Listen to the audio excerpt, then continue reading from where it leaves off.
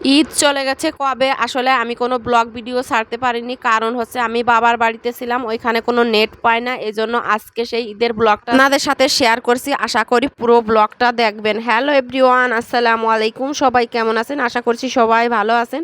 তো এই তো ঈদের দিন সকালবেলা আম্মাকে সেমাই রান্না করতে বসিয়ে দিছি। তো আম্মা সেমাই রান্না করে এনেছে 4 কেজি দুধ দিয়ে আমরা সেমাই রান্না করছি। মানে লাচ্ছা সেমাই রান্না করা হবে আর প্যাকেটের মানে লম্বা সেমাই রান্না করা হবে। আর আমি হচ্ছে সব মশলাপাতি কেটে নিচ্ছি আর কি, রসুন পেঁয়াজ মানে গরুর মাংসের জন্য, খিচুড়ির জন্য। আর এদিকে আম্মার এই তো দুধটা মানে জাল করা হয়ে গেছে, একদম ঘন করে নিয়েছে। এর ভিতরে লাচ্ছা সেমাইটা দেওয়া হবে। তো আম্মার হাতের লাচ্ছা সেমাই বেশি মজার হয়, মানে লাচ্ছা সেমাই না সব সময়ই। তো আম্মা এই তো লাচ্ছা সেমাই রান্না করে নিল, এরপর এই তো লম্বা সেমাই রান্না করে নিচ্ছে। আর আমরা বেশি করে সেমাই রান্না করতেছি, যেহেতু আমরা গ্রামে থাকি, অনেক লোকজন আসে এই জন্য আর কি।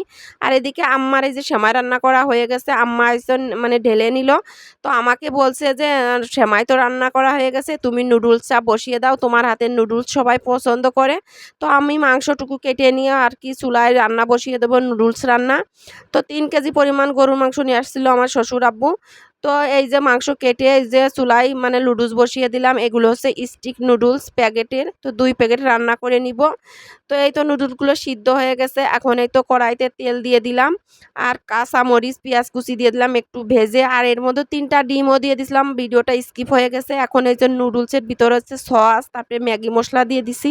এইভাবে নুডলস রান্না করলে খেতে বেশি টেস্ট হয়। তো আমার এই তো নুডলস রান্না হয়ে গেছে, এখন নামিয়ে নিছি। আর এই যে গরুর মাংস আসলেই 2 কেজি হচ্ছে সকালবেলা বাজার থেকে নিয়ে আসছিল, আর 1 কেজি ফ্রিজে ছিল। তো এই তো গরুর মাংসগুলো সুন্দরভাবে ধুয়ে নিছি, এখন চুলায় রান্না বসিয়ে দেবো। তো বড় একটা হাঁড়ি নিয়ে নিছি। এই তো এর ভিতর মানে এগুলো হচ্ছে লাল সয়াবিন তেল দিয়ে দিলাম, তারপরে পেঁয়াজ কুচি দিয়ে দিলাম। আজকে হচ্ছে মশলাটা কষিয়ে রান্না করব গরুর মাংস। তো এক এক দিন এক একভাবে রান্না করলে বেশি টেস্ট হয়। আর এখানে সব বাটা মশলা দিয়ে দিলাম, গুঁড়া মশলা দিয়ে দিলাম, দিয়ে মশলাটাকে সুন্দরভাবে কষিয়ে নিচ্ছি। তেল তেল হয়ে গেছে দেখেন। এখন এই তো গরুর মাংসগুলো দিয়ে দিচ্ছি। তো গরুর মাংসগুলো দিয়ে সুন্দরভাবে নেড়ে চেড়ে আর কি নেব। তো অনেক পরিমাণ গরুর মাংস, তো আমি তো ভালো মতো নাড়াতেই পারছিলাম না। পরে এই তো সুন্দরভাবে মানে মাংসটা রান্না করে নিচ্ছি। আমরা যেহেতু কুরবানি দিচ্ছি না, এই জন্য একবারে বেশি করে মাংস রান্না করে থুয়ে দিলাম, সারাদিনই খাওয়া হবে।